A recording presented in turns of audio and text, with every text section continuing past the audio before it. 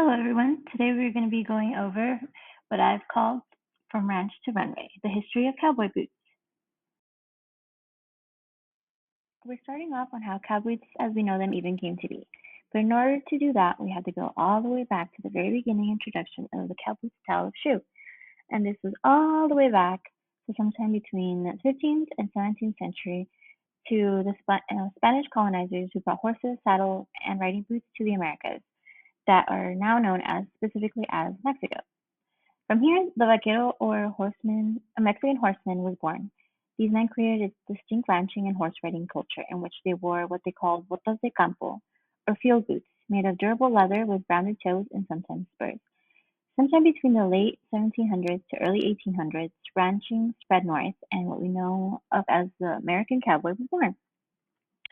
They wore cowboots with slightly taller shafts, pointed toes, and underslung heels for their stirrups. The utilitarian use was to essentially help in herding cattle, as every part of their design was made for the practicality needs of working with horses and riding. I mean, of working with cattle and riding horses. Hollywood eventually began to add decorative stitching, exotic leathers, and bold colors to the design of their boots, and therefore cowboy glam was born, transforming it into more of a fashion statement or a fashion piece. From then on, they have been seen as a beloved symbol of the American culture and are recognized around the world and celebrated throughout history and Hollywood as a symbol of independence, resilience, and of the rugged determination found in the Wild West. As for early examples, the original design of cowboy boots was made to provide ankle support, protection from the elements, and to help stabilize the foot in stirrups. Occasionally, these boots had spurs attached, which were meant to be used to apply precise and refined signals to a trained horse. These signals would then aid in movement and direction, almost acting as an extension of the rider's leg. The boots then rose to popularity as a fashion piece exactly around the 1920s, when Hollywood began to incorporate the vaquero and charro style to be worn by actors. This was essentially the exact time frame when cowboy glam was born, with decorative stitching, exotic leathers, and bold colors, specifically worn by actors who were referred to as the singing cowboys, which was essentially a subtype of the typical cowboy hero of the early Western films that but this one sang. From here on, they have never fully left Hollywood. Here we have an example of Dorothy Page, the singing cowgirl.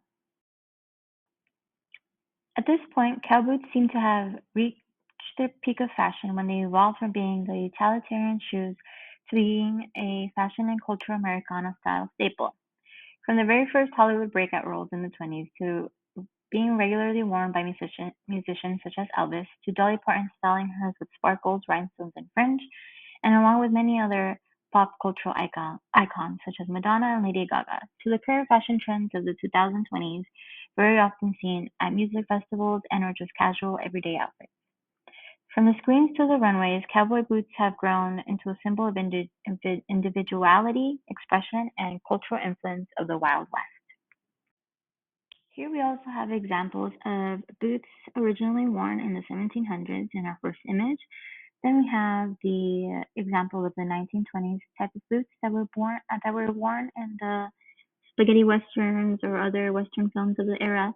Then we also have the boots that John Travolta wore in Urban Cowboy, and then we have a more modern version, which is similar to what is worn today or often seen, which is a colorful metal little accent hardware type of boot.